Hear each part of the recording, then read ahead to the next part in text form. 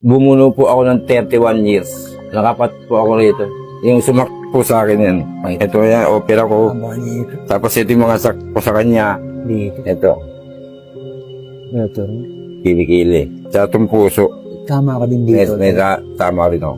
Kinusunadan niya po ako sa Wanluna nung babiyahe sana ako ng January 1 ng madaling araw. Bumabiyahe ko ng sidecar, pumila ako sa Wanluna.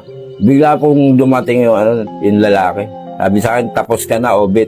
Kumbaga, kilala niya ako siya hindi ko kilala. Sabi niya, tapos ka na, Obit Pilay. Sabi sa akin po gano'n. Sabi ko, Brad, huwag kang magbiro ng ganyan. Mag-usap tayo mamaya. Sabi ko, dahil ahatid ko muna itong pasahero ko. May pasahero po ako, 4. Tumalon nga po yung isang babae, buntis pa. Dahil yung sinak niya ako, nalaglag po ako sa sidecar.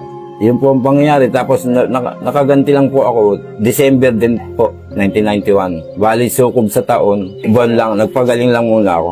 Kaya ako nabuganti. Diyan din po nangyari yun nung ginantihan ko sa Wagas. Kanto ng Wagas, Lakadula. Diyan din niya po ako sinak.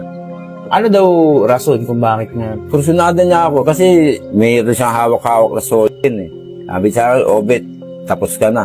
Kilala niya ako pero kasi po ako makulit dyan sa Wanluna dati eh. Kaya makakulit niya, kilala nila eh. Isa rin po ako sa makulit eh. Talagang hindi rin po ako pumipila rin kasi sa pilahan ng sidecar. Hindi ako pumipila, lagi po ako unahan. Doon rin po siguro nakulitan yun eh. Hindi ako pumipila po. Pero marami rin tayo gumagawa ng Marami rin, hindi lang ako. Kaya lang ako lang siguro yung kinursunada. igawang napagbuntong. Opo. Tapos nung tayo simula nun, 31 years. Nakulong po ako. Isang diretso po yun, walang yun. Walang parol-parol. paano mo nakayanan yun tayo, 31 years? Ay, sobrang lungkot po. Pagkaunang pagkakakulong niyo. Sobrang lungkot. Talaga pong maiisip niyo yung mga ginagawa niyo sa labas, tapos bigla pong mapuputol. Nakadahilan wala namang pakwenta-kwenta. Yung pagdating ko sa Muntinlupa, yung kaagad ang binigay sa akin. Scalper, yung pantad na ng tambo. Sabi, lahat tayo hindi marunong nung dumating tayo dito. Kaya ito, hawakan mo to, sabi sa akin. Halagaan mo yan. Yan ang bubuhay sa iyo rito. Huwag mo isipin yung pamilya mo, sabi niya sa akin. Kasi pag iniisip yung pamilya mo, maano lang yung utak mo. Hindi ka makakatrabaho na. Oo, hindi ka makakagawa ng gusto mo. Kaya, kumbaga, ipalagay mo dito yung kalooban mo. Kaya naman po nabuno ko yung 31 din po. Doon na lang nga po ang ginawa ko. Ibinigay ko na yung sarili ko doon sa loob. Pero may pag-asa ka pa rin natitira sa... Nagulat nga po ako nung sabi ko, ako laya ako.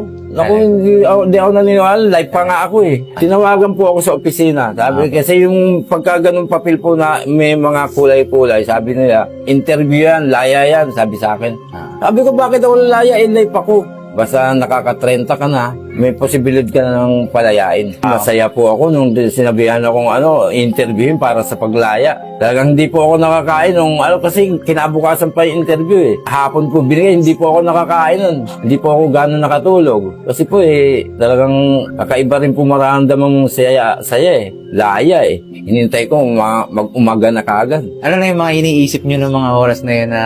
Sabi ko, kaya lang, lalaya ako. Ano kaya magiging buhay ko sa labas? Saka sabi ko po sa isip ko noon, paglaya ko, didiretso ka agad ako sa simbahan ng Tondo. Yun po, nagpasalamat muna ako.